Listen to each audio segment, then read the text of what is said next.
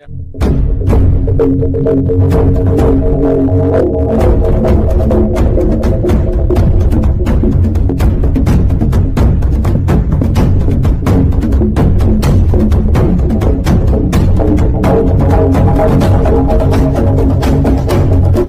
sisi produk media ini menarik sebetulnya. Kasus Kilometer 50 ada tantangan, ada apa sih ya, kerja-kerja yang sangat serius. Dan itu sebetulnya adalah menjadi kewajiban tiap jurnalis kita, karena kita dalam berprofesi itu dilindungi oleh Undang-Undang Nomor 40 Tahun 99 tentang pers, ya, satu. Yang kedua, dalam berprofesi kita juga dipandu, diikat oleh kode etik jurnalistik. Nah, di poin ketiga kode etik jurnalistik dan di pasal-pasal tertentu di undang-undang tadi itu ada disebut cover both side. Ya, bahwa kita dalam meliput itu harus dua pihak. Bahkan tadi khusus kode etik jurnalistik disebutkan bahwa setiap wartawan Indonesia harus menguji informasi. Nah, ini yang saya katakan itu tantangan. Apakah semestinya setiap kita wartawan, kita tergelitik apakah yang disampaikan oleh Fadil Imron, Kapolda Metro Jaya, atau Dudung Abdurrahman waktu itu Pangdam Jaya itu sebuah kebenaran? Apakah akurat? Apakah valid? Apakah bisa dipercaya? Ini menjadi penting sekali karena waktu saya pertama kali menjadi wartawan tahun 91, redaktur pelaksana saya sudah kasih tahu kepada saya, Edi, tanam di kepala kamu setiap narasumber, katakan di kepala kamu, I don't believe you. Saya tidak percaya sama kamu. Terutama kalau itu adalah pejabat, penguasa, terutama ya. Nah, untuk itu kita ditantang untuk mencari informasi, cross check dan sebagainya. Nah, ini dari sisi itu. Yang sayang sekali teman-teman banyak yang tidak melakukan. Kemudian soal perlakuan aparat, kalau orang sono ya baru kecolek dikit istilahnya. Anda masih ingat seorang pendeta di desa Kampung Keting ditusuk? Ya, di Ciketing. Hillary Clinton di Washington ikut bunyi. Di dalam negeri ributnya luar biasa, Hillary Clinton bunyi. Ini ada 6 nyawa anak muda dibunuh, dibantai, itu nyaris tidak tersentuh. Saya ingin masuk ke bagian Bang Edi yang saya kenal selama 30 tahunan yang lalu ya. Dalam pengalaman saya di masyarakat pun, apa saya hadir di majelis pengajian atau mendengar khutbah atau segala macam, hampir minim sekali penyampaian dari guru-guru kita, ustadz kita, ustazah kita, atau tokoh-tokoh RT RW. Sebagai orang yang punya rekam jejak sebagai aktivis dakwah, sebagai aktivis Islam, apa keprihatinan Pak Edi di titik ini? Saya sangat sedih ya, karena keadaannya kelihatannya kita ini mayoritas, tapi dibuat tidak punya nyali, tidak punya keberanian, kezaliman, pembunuhan, pembantaian. Malah kita mengatakan ini kita sama lihat. Habib Bahar itu kan ditangkap karena mungkin saya duga karena dia banyak mengulas itu, banyak menyoal itu menurut rasa batin saya gitu. Pak Edi yang pernah atau masih aktif sebagai pendakwah, sebagai orang yang terlibat dalam gerakan. Jadi ini saya rasa buah dari strategi dari Snokkergroennya kepada pemerintah Hindia Belanda, bahwa untuk menaklukkan orang Islam di Indonesia yang menjadi penghalang utama penjajahan Belanda yang Barat beragama Nasrani itu adalah menjauhkan umat Islam dari agamanya, dari Islamnya, ya. Berbagai macam cara lah. Yang paling penting seperti kata Buya Muhammad Nasir, Islam beribadah dibiarkan, Islam berekonomi akan diawasi, Islam berpolitik akan dihancurkan. Nah, gitu. Dan sampai hari ini masih banyak umat kita, bahkan pengurus masjid kita yang anti bicara soal politik di masjid. Jangan ngomong politik di masjid ngomong yang sejuk-sejuk aja, iman, takwa dan sebagainya. Kan kita bisa tanya, emangnya kalau ngomong politik nggak ngomong iman, takwa? Kalau kita nggak boleh ngomong politik di masjid, saya mau tanya, nabimu sopo? Nabi kalian itu siapa? Memang kenapa? Kalau Nabi saya, Nabi Muhammad SAW, itu menjadikan masjid sebagai basis pembinaan umat. Beliau ngomong soal sholat, iya. Beliau ngomong soal taharah, iya.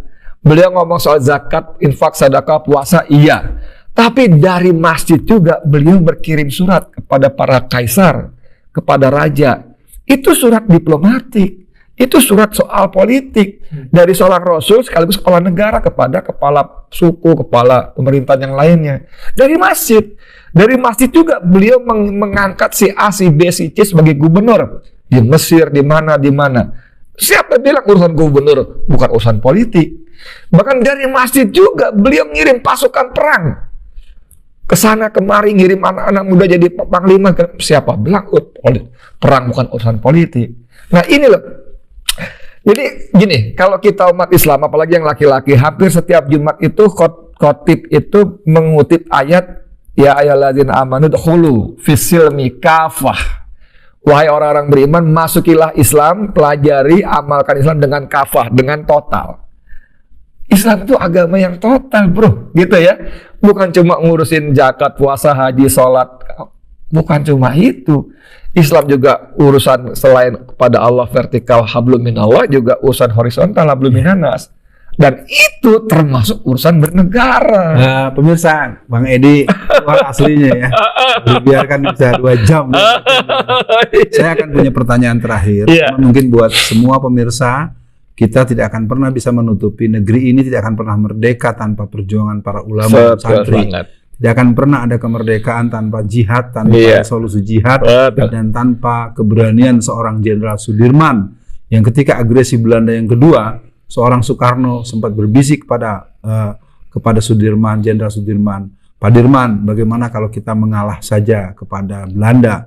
Lalu Sudirman marah, wahai Soekarno, kita sudah melakukan ini berat, kita jaga sampai tetes darah yang penghabisan. Artinya kita pernah punya masa-masa genting dan berat, dan para tentara-tentara kita, pahlawan-pahlawan kita begitu berani.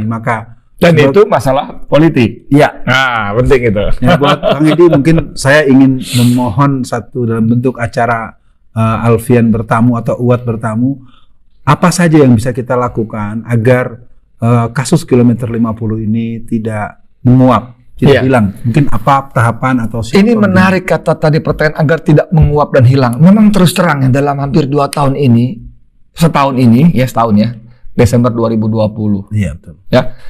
Itu memang hampir hilang. Kami di TP3 tim pengawal peristiwa pembunuhan 6 laskar ini yang diketuai oleh Abdullah Hamahua dan sekretaris sekaligus jubirnya Bang Marwan Batubara, itu banyak melakukan tindakan dan hampir hilang ditelan berita, ditelan isu segala macam. Tapi qadarullah, ternyata Allah buka kembali peristiwa ini lewat kasus Habib Bahar bin Smith yang konon katanya dikaitkan dengan ceramah beliau ngomong soal kuku dicabut, kemaluan dibakar dan segala.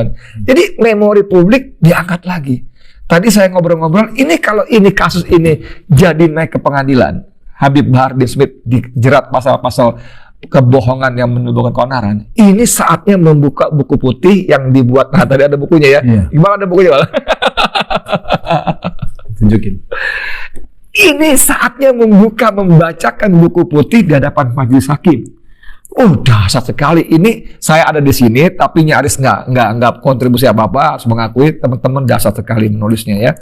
Kita datang dari berbagai kalangan, ada wartawan, ada advokat, ada negarawan, segala macam, luar biasa. Ini Allah buka. Nah, tugas kita pertanyaan tadi, apa yang harus kita lakukan? Kita bunyi. Kalau Habib Rizik dijerat dengan pasal itu, maka saya ingin katakan bahwa wahai aparat polisi yang disampaikan Habib Rizik lagi, Habib Bahar yang disampaikan oleh Habib Bahar itu sudah jadi domain publik. Sudah orang udah bicara jauh sebelum Habib Bahar, orang udah banyak bicara. Keluarga korban udah ketemu DPR bicara soal keluarganya disiksa segala macamnya. Jadi pertanyaan saya, kalau Habib Bahar itu bicara bohong, orang-orang yang sebelumnya kenapa nggak diapa-apain? Ini buku ini resmi. Ini resmi, saya kata resmi karena ini dikirimkan kepada Presiden. Buku ini dikirimkan kepada Menko Polhukam, kepada para menteri terkait, kepada kepala negara, kepala lembaga, DPR, MPR, fraksi, komisi, dan negara-negara sahabat. Ini buku resmi, bukan buku gelap. Isinya jauh lebih lengkap daripada yang dibilang oleh Habib Bahar. Dan kita punya tanda kutip, punya legal standing, punya moral standing untuk terus menyuarakan ini. Baik, makasih Pak Edi. Mudah-mudahan Pak Edi masih berkenan 1-2 kalimat. Apa nih kira-kira nasihat atau mungkin bentuk stressing untuk seorang Alfian yang kita sama-sama udah tua ya. Mungkin ada supaya menjadi, ini kan masih awal tahun ya, supaya ke depan Alfian ini bisa lebih fungsional ya, lebih substantif dan lebih punya daya edukasi ya, ketimbang melakukan hal-hal yang mungkin pernah dialami ya. Saya punya pengalaman di pesantren 4 tahun ya, yang mungkin tidak sebagai sebuah pengalaman yang pernah dilalui. Kata paling tidak dalam bentuk tawasobil haq, tawasobil sober, wa tawasobil marhamah. Apa nih spesial? Kan ini kan Alfian bertamu ya, buat bertamu kan. Kalau teman-teman kan boleh dong temannya ngasih tahu, gini gitu ya. Kalau soal itu saya merasa nggak punya kapasitas untuk memberi nasihat ya. Karena walaupun umurnya sedikit di bawah saya, Ustadz Alfian ini tetap punya kapasitas yang di atas saya. Dari sisi perjuangan, dahsyat ya, di PI duluan saya, tapi perjuangannya paling nggak dia punya pengalaman 4 tahun mondok pesantren kan, dan saya juga nggak ingin sih, nauzubillah min dzalik ya, jangan sampai ya. Saya nggak juga ingin. Artinya antum nggak boleh gitu maksudnya. Nah, tapi di sisi lain sebagai seorang teman ya, kalau boleh bilang kritik barangkali, tapi sekarang saya kira sudah mulai jauh lebih bagus ya.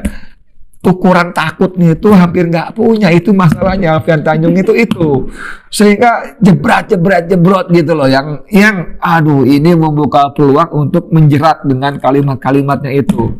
Saya buka sedikit deh informasi ya, kalau kami sempat tampil bareng ya di sebuah acara depan umat segala macam ya. Saya sengaja duduk nggak jauh-jauh dari dia berdiri. Dia berdiri di mimbar, saya duduk nggak jauh-jauh. Maksud saya, begitu dia mulai ngaco-ngaco dalam arti terlalu ngegas, itu saya pegang betisnya, saya cubit. Kalau maksud saya, udah. Ini satu teman ini bukannya dia tahu, maka dia bilang, lihat jamaah ini Pak Edi mulai pegang betis saya, nyubitin, suruh berhenti. Kalau dibuka. Nah itu aja kalau tapi tadi kita udah ngobrol, saya lihat udah jauh lebih bagus, lebih ngerem. Top.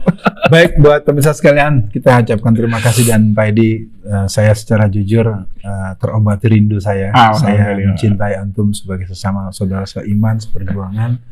Dan hari ini tentu kita sama-sama berharap, kita masih punya harapan, dan Indonesia tidak akan pernah eksis tanpa umat Islam, tanpa perjuangan umat Islam. Dan umat Islam adalah pemegang saham terbesar yang harus terus semakin optimis dan percaya diri, dan tidak usah terlalu ciut nyali. Kita akan lawan yang zalim dengan konstitusi, dengan ayat suci, dan pastinya dengan tuntunan Allah dan Rasulnya. Sekian aksi-aksi. Siap.